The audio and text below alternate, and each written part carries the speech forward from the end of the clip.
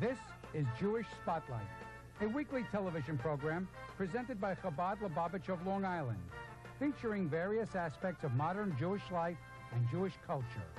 Now, here is your host, Rabbi Tuvia Teldin. Shalom. We're all aware of the rabbi, the role of the cantor, the role of the kosher butcher. But there are many roles that people have that take some tremendous training in order to be able to fulfill some important spots in the Jewish community to make sure that Judaism just functions properly. Well, one of those roles that you might not be aware of, but it was just really a very, very meaningful, beautiful art, which involves tremendous dedication, is a scribe.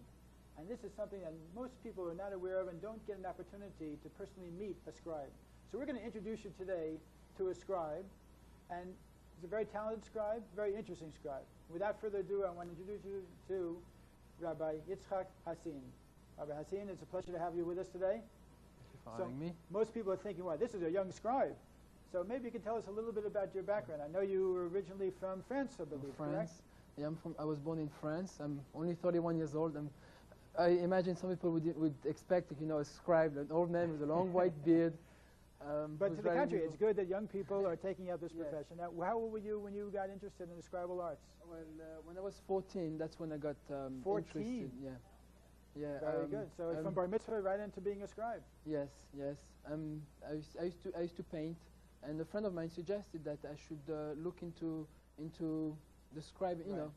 So how long did you have to study under a scribal master in order to be able to qualify yourself to be able to write?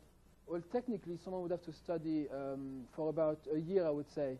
Right. When I first started, when I was 14, I had no idea I was going to actually become a scribe. I just enjoyed it, I just enjoyed the art of it. Yes. And I had all the time in the world to learn it to the best of my ability, just because I enjoyed it. Right. And then when I was 19, that's when I actually qualified. I studied all because there are many rules aside from the writing, the practical aspect of it, the art aspect of it. There's many rules. Oh, thousands, which people are not aware of. People think Yes. when you write a mezuzah or you write a tefillin or a Torah, you just kind of write like somebody from Israel might write Hebrew. Right. Completely different. Yeah. Very different. There are many rules, and it's not just that can make the mezuzah or the tefillin, the phylacteries, invalid, not kosher. Right. Not it's not fulfilling its purpose. Right. So what was the aspect of this profession that interested you? What motivated you to decide to take this up as a life profession? Well, I mean, as a child, I wasn't aware of all the intricate details, because aside from the technical laws that are involved, there are also a lot of spiritual aspects Yes. to this work. So of course I wasn't aware of that, but just the art of it, as a child, I was very curious, and it's like writing on parchment with a feather and ink. Right. It's just there's a certain excitement to right. it, and it's also it connects you straight to a tradition that goes back thousands of Right. years. Now, you're a continuum of people for thousands of years who have been scribes and have kept alive this very important, crucial role within the Jewish community to make sure that the Torah, the way it was given to Moses and Mount Sinai, should be continually written by our modern-day scribes the same way. Yeah, and it's actually a very interesting thing, because if I was to pick up a book about like how to become a scribe, Right. I couldn't become a scribe. It has to be. You have to learn everything. Of course, you can use books to learn everything, but you must learn the laws from a person. You have to learn from a person. That means that there is a direct tradition that goes back from Moses, from person to person. You're Right. talking about 3,300 and almost 14 years Yes. of a tradition which was passed down from one person to the next. How to write each letter. Okay. How to cut the pen. So let's get down to some of the technical aspects, and later on we'll get into some of the more spiritual, Okay. mystical meanings. Okay. So first of all, the most simplest thing, of course, is the writing of a mezuzah. Right. Mezuzah is something that most Jews are aware of, most non-Jews are aware of also. It's a Right. parchment which is written. Right. It can be very small. I think we could take a shot of a couple of mezuzahs that we have. We can show everybody. It could be very small. It could be very medium size, or it could be large. Can we get those shots up? And those mezuzahs, of course, can vary in cost and Right. expense. Now, can you tell us a little bit about the mezuzahs that we're going to show here now, which you yourself wrote? Well, I wrote the big one. I wrote the smaller Okay. ones come from the. Well, basically, there are different. Different people write different mezuzahs. Everyone, even though there is a specific way of writing each letter, everyone has their own personal, their own personal way of writing the actual letter, because everyone's hand writes different. Right. But there are certain rules that have to be followed in order to form each letter, and it's a funny thing you say. Most people know about what the mezuzah is, but I just want to tell you, a lot of people think, and I want to make that very, very clear. A lot of people think that the mezuzah is the box, right, in which the parchment is put in. Right. But it's not. It's not. Or else a lot of people think that it's okay just to have a piece of paper that's an Xerox copy, right. which is also not a mezuzah. Yeah. Actually, a funny story. Once there was this person, this rabbi, who went to check. A lady called him to, can I have my mezuzahs checked? So the rabbi goes to the lady's house and he takes down the mezuzah and he asks her, what happened to the scroll inside the mezuzah case? She said, oh, the instructions, I threw them out. It was in Hebrew. I didn't know what it was, But no, so the mezuzah is the scroll that's inside. Right. And then the case on the outside is called the mezuzah case. Right, which is basically decoration. It's a decoration. Has no meaning whatsoever, no significance, no religious importance at all. Yeah. Well, the religious importance is, as far as we're told, that you're supposed to beautify the mitzvah, the commandment. Correct. So you're supposed to do it, in the most beautiful way you can. So we make sure that the box is nice, and whenever we do a mitzvah, we make sure that all the elements that are involved are beautiful. But it's not the mitzvah. It's the thing that you use in order to fulfill the mitzvah. It's not actual mitzvah. Right. The actual mitzvah is the parchment. Right. Or as I like to put it, it's what's inside that counts. Yeah, it's what's inside that counts. It's not the external, it's what's inside that counts. Especially in this case, it's the inside. Right. Now, you brought up another point, which I think is very important also, which is worth repeating, that the rabbi was called to the woman's house in order to be able to check the mezuzahs. Right. Now, why do the mezuzahs have to be checked? Well, and how often should they be checked? Okay. There are two reasons why they should be checked. Most mezuzahs that are bought today in the market, are not kosher mezuzot. Most mezuzahs. Most mezuzahs that people buy are not valid. Meaning they're either copied, they're written very fast. Yeah, they're written very fast. People who didn't know the laws, the rules, wrote them. So you have some letters that will touch each other, which makes it invalid. Some letters will be cracked. It's printed on parchment. Right. Unfortunately, there is a tremendous problem for that. You're right. So those are not good in the first place. Then you have another issue, another problem, is that you could buy a mezuzah which is good in the first place, but then over the time it gets damaged because of, if it's a mezuzah that's on the outside door, it will get damaged if it's not rolled properly, if it's not packed properly, packaged properly, it could get damaged from the water, or sometimes some mezuzah cases are soft, so every time you kiss a mezuzah, right, it folds and it cracks the letters. Right. Over the years, mezuzahs don't last forever. Obviously. Right, they don't come with a lifetime guarantee. No, they don't have. No. So they have to be checked how often then? Well, twice in 7 years. Some people check them every year. Every year, some people check them. People check them just before the high holidays. Yeah, some people have a custom. Make sure that you go into the new year with kosher mezuzahs in the house. Right. Now, just to mention a point also, so people have an idea why these have to be written so properly. They might think, oh, this is some type of racket they have in order to be able to say that most mezuzahs aren't kosher. It's a very strong statement to make. Yeah, but the fact is that a mezuzah should be written with the same type of lettering as a Torah scroll. Yes. So if you have a mezuzah that's not written as you would have, let's say, in your Torah in the synagogue, then there's something wrong with that mezuzah. Right. And people might tell you, well, who cares? I'm just, this is just like the custom, or But I was thinking about it the other day. There are no other sources that tell you to write a mezuzah. The only place that it says about writing a mezuzah is in the Torah, in the Bible, and if someone wants to fulfill that commandment, you have to do it the way they tell you to do it. If you're going to start doing it in a different way, that's something else. So you might as well put something else on your door, which it's very nice, and you'll feel whatever you want to feel. But are you fulfilling the actual mitzvah? You're not. Right. As far as also, as the Rebbe pointed out many times, that the mezuzah has a tremendous ability to serve as a conduit or a source of God's blessings. Right. And that on the outside of the mezuzah, you write the shin and the daled and the yud, which represent one of God's names, and represents 3 words: Shomer Dalsas Yisrael, the guardian of the doors of Israel. That this is the Jewish homeowner's insurance policy. Yes. To make sure that your house is guarded by God's blessings. Not that God isn't there anyway, but this is a special extra conduit to be able to make sure that those brachas, those blessings are drawn down in a positive way. Yeah. In fact, this concept is actually in the mezuzah. It's written. You see, the Torah doesn't usually tell us about the reward of a specific mitzvah, and really of a commandment, and really we don't really, the reward is in the world to come very often, and but there are some specific instances, and the mezuzah is one of them, in which the Torah tells us that leman yirbu yemechem, which means in order that your life will be lengthened, right? That your days will be lengthened. So it doesn't only protect the home, it will protect the people of the house, not only inside the house, but outside the house as well. And it's a mitzvah that is, very dear to people. Now, how many words are there on the mezuzah? Words, there are 42 words in the first paragraph and 122 words in the second. It's 164. All right, so that would take you how long, let's say, to write a mezuzah? Okay, me personally, it takes me about 4 hours to write a mezuzah. 4 hours of a professional scribe writing a mezuzah. Okay, that gives everybody an idea of why these mezuzahs, to buy the minimum size mezuzah, you're talking about at least $29 or so, right, $28. And of course, you write mezuzahs that go up to $100, $140 because they can be very large, beautiful mezuzahs with a lot of very, very special care. Right, with certain details.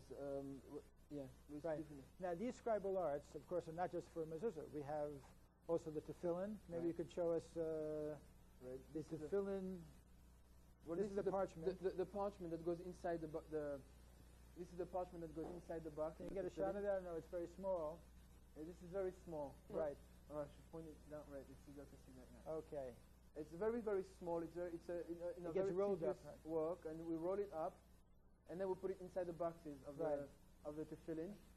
Now let's see if we can take a shot of the boxes, because these boxes, of course, are not part of your job. No. Right. That's not your job. Right. That's the job of somebody who's working on creating a box so that your parchments can go inside. Yeah, actually, originally, the same person would do the boxes. The person who did the tefillin would prepare the parchment themselves. They would prepare the ink. Today, usually, people have specialized into certain areas, so that you have people who will just work on doing parchment for everybody. They do parchment, and then the people who work on the. Okay, so here we have the boxes. You see on the box on the left is the leather in its very raw form, when it's first pushed into shape, so to say, in order to make 4 boxes. Now, this is the tefillin that we put on the head. And in each of those 4 compartments, as we see in the middle picture, those compartments take on a little more form. You see the skin, the leather layered over in order to be able to create a platform for the tefillin. And then finally, on the right side, you see the tefillin as it is actually formed into a box the way it would be before it is painted and actually used.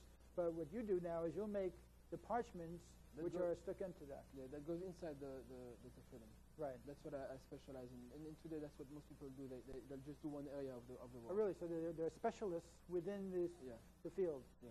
So some people will do Torah scrolls, some people will do mezuzahs. Some people will do the writing, whether it's a Torah scroll, whether it's tefillin, whether it's a mezuzah. Some people will make the parchment, and then you have some people who will make the boxes for the tefillin. So, and then you have some people who specialize in checking, because there are many, many laws involved. Because imagine each letter, all the variables of what could make the letter not be valid. The variables are infinite practically. Really? So you have to know every time. You have to know. It's a lot of rules. So you have to do a lot of studying. A lot of studying. Aside from the studying, you also need experience with a practicing scribe. Right. Because each case is different. It's different. So now let me ask you a question. I'm sure people out there are probably wondering, if this is an art, let the person be expressive and let him really go ahead and make some beautiful Hebrew lettering, and why do you have to have laws and rules about how to write a letter? So what is the reason behind why it is so specific, the way that the letters are going to be written? Right. Well, two things. Just first, very quickly, I want to address one thing. There is, even though there are rules, you see, within that discipline, there is room for, for your own, your own personal creativity. Right. But So there are a lot of people who know what they're doing. They're able to look at the mezuzah and they'll tell you who wrote it. Really? It's the same letters, but they know style. this. Yeah, because everyone has their own style. Okay. So that's as far as that's concerned. As far as the rules, okay, I was just forgetting what the question was. As far as the rules are concerned, it's really, in a way, it's very, very simple. You have basically the mezuzah is supposed to accomplish a certain thing. The same way that, for instance, when I tell you a word, that word carries the meaning of that word. Yes. Right? Now, in order for that word to carry the meaning of that word, it has to be spelled correctly in that way. Correct. Okay. Now, when you have a phrase, we can go further. You have a phrase that's made out of many words. The combination of those many words carry the meaning of the phrase. Now, in Hebrew, the letters, each one of those letters, aside from carrying each one of those words, aside from carrying the meaning of the word, they also carry some spiritual forces that they draw down. Now, if this was to be written in the wrong way... Spiritual forces that are drawn, you mean that the idea that Hebrew is a holy language. Right, It's a holy tongue, and as a result, the letters themselves carry each holiness. letter carries so much information because you have the letters have a shape, the letters have a numerical value, the letters have so many details, and they have crowns. There are so many details. So each letter is not just a letter. It carries a lot of forces with it. Like a word carries a meaning, but it's a little more. It's not just a meaning; it's also a spiritual force that gets drawn down. If it's done differently, it's not going to draw down the same thing. Even the shape, right? Each letter is like a vessel. Imagine it's like a vessel. Now the vessel, in order to draw down this aspect, has to be with those specific rules. Well, for instance, Jewish mysticism carries it even one step further, and says that when God created the world, He created it how? Through speech. Right, God exactly. said, "Let there be light." God said, "Let there be man." God said, "Let there be the heavens and the stars and the sky." So that, in other words, the letters themselves of the words were used as the vessel of God's flow of energy in order to create the world and bring it into being, which, of course, the mystics go into and Hasidic thought goes into in great depth. It's a fascinating area of study. Yeah, I mean, we could a little bit. I could make a little point over here. There are 3 levels in letters. We're not aware of it because we don't think about these ideas.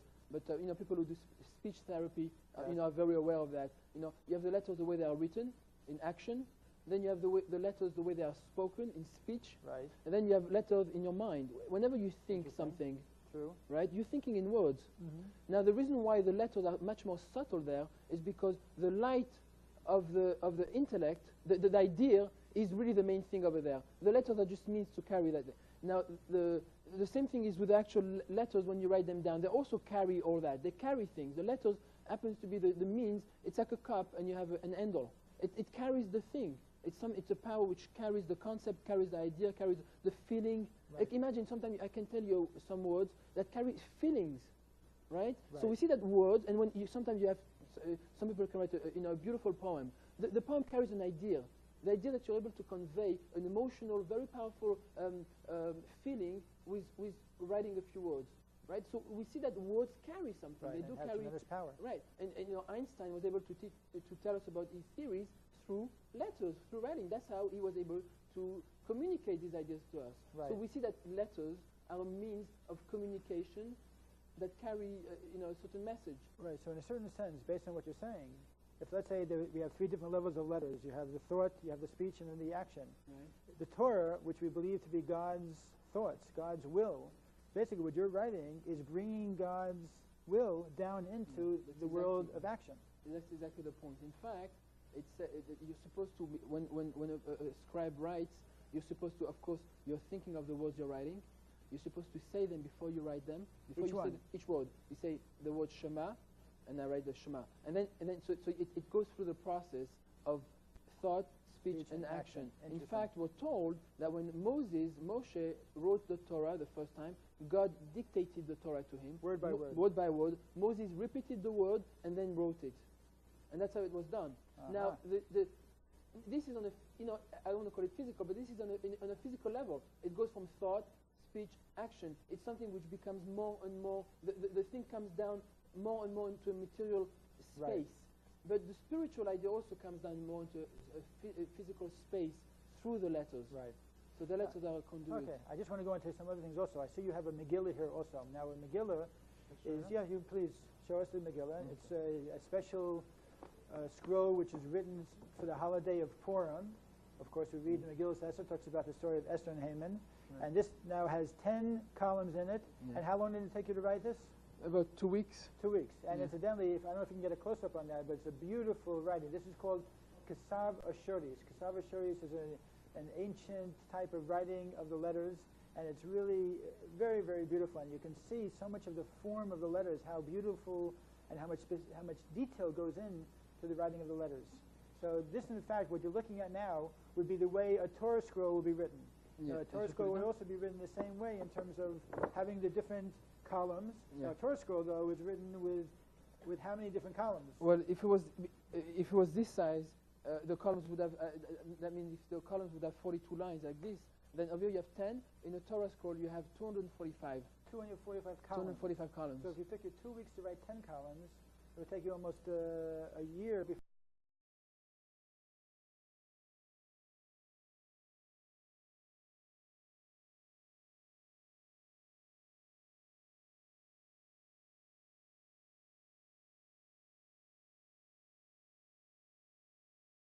before. Yeah, I've written a Torah scroll before.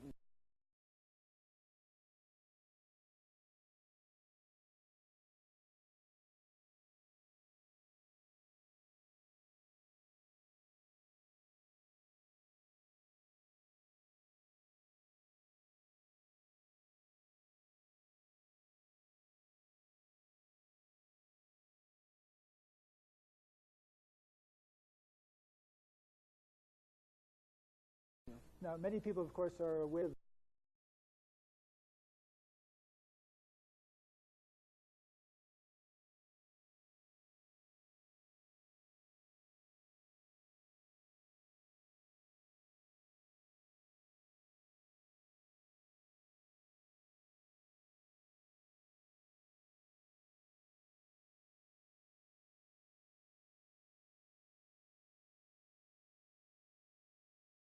vows. So what people do is they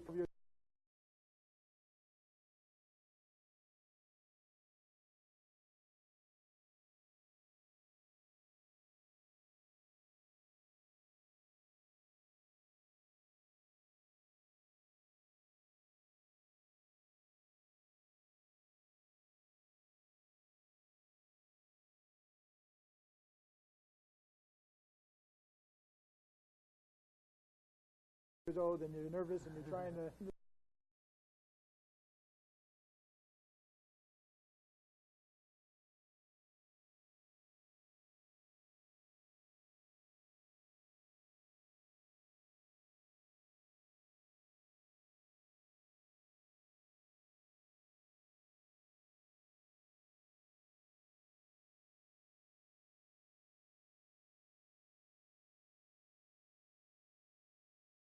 Thousand letters in the Torah.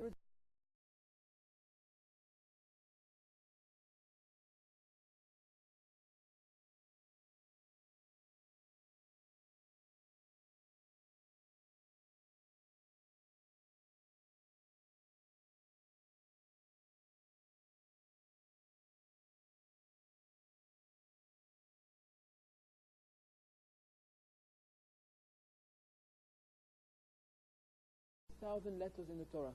And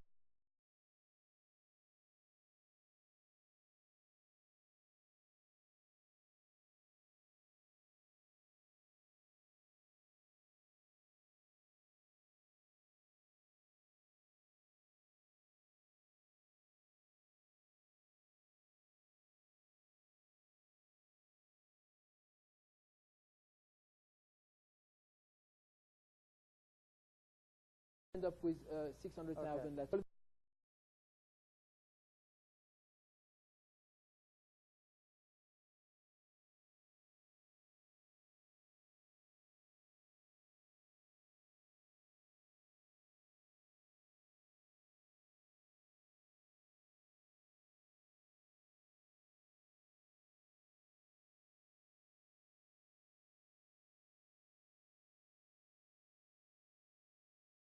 The idea is, I mean, the simple.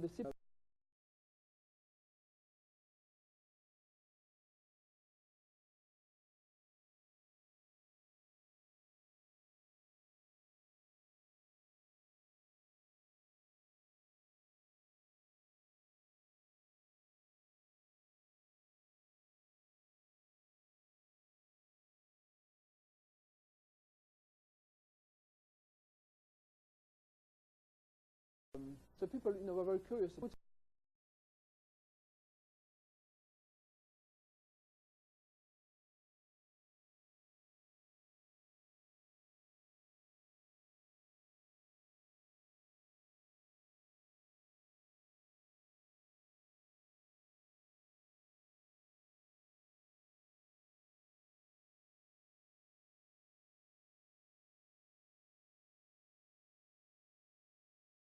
Fix all the, of course, usually a synagogue has more than one Torah scroll. So you put one aside, you use the other one. When the scribe comes, they'll fix it. So he told them, so we're told that every Jew is like a letter in the Torah. Sometimes, a letter gets a little scratched over here, you forget a mitzvah over here, you forget a little thing over there, So I'm like this scribe who goes around and, to fix up all the things that are, just to polish up the helps you letters. polish Right. themselves up a little bit. So they were happy with the explanation. And, when he went back to the previous rabbi, the rabbi was very curious. The rabbi cares about every single Jew, and he wanted to know how did it go. He wanted to hear details about every.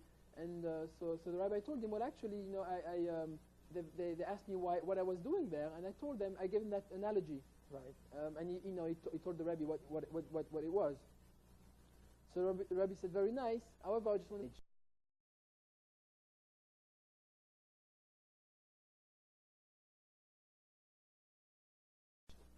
But the rabbi says, a Jew is like the tablets. It's a letter which is engraved into a stone. It can never be damaged. The letter and the rock are one thing. And it can get a little dirty, it can get a little covered, right? So you have to clean it up a little bit, but the letters are always intact. And the idea is because in a Torah scroll you have the parchment and you have the ink, two separate entities. It's not the ultimate unity. The ultimate unity is when you have a piece of a rock, and you engrave, you take out of the rock certain parts, so that the letters and the rock are one thing. Mm-hmm. The letters and the rock are one thing. Right. And so really, the rabbi was telling this rabbi that a Jew, no matter what he does, ultimately in the source is always connected to the fullest extent. It's just that sometimes this connection can be covered a little bit, but it's never disconnected or blemished. Beautiful. Very nice. Yeah. Very, very nice. Well, we have to close up soon, but I wanted if you could just show the feather also, which is your ink, so we can just have our audience have a chance to see. Right. This is a turkey feather. Right. This is a turkey feather. That's before I cut it. When I write, actually, right. I cut it a little shorter so it doesn't get all over me. I take off the this part. Right. And now this is like people say that 80% of the beauty of your writing will be in how you cut your feather. Now the feather is the tool with which we write, and there's no better calligraphy pen than the feather. Any calligraphist today, even if you write in English, in whichever language, this is the best tool. It's custom made to your own hand, and it's very good. Thank you very much. So the old system works. Yeah. Very good. Rabbi Yasin, it's been a pleasure. I want to thank you very much. It was very informational, and I hope you have a tremendous success. I know that you're available in Brooklyn. Anybody wants to know more about what you're doing, I think it's 718-613-1111. Right. So for all your mothers, in the meantime, I tell everybody, call your local Chabad house. And the number is on the end. We'll give you a local Chabad house to check your mezuzahs. Have somebody come to your house. We still do home visitation. Take care. Shalom. And we'll see you at your house to check your mezuzahs soon. Shalom.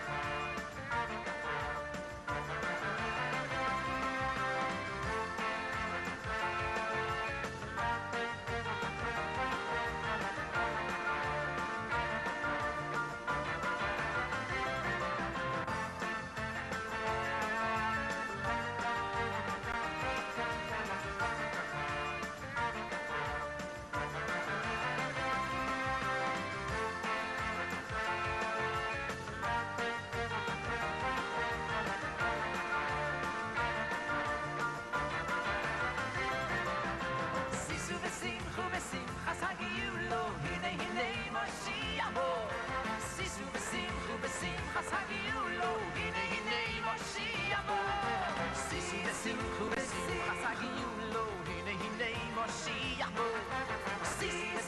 v'simcha sagiyu lo, hinei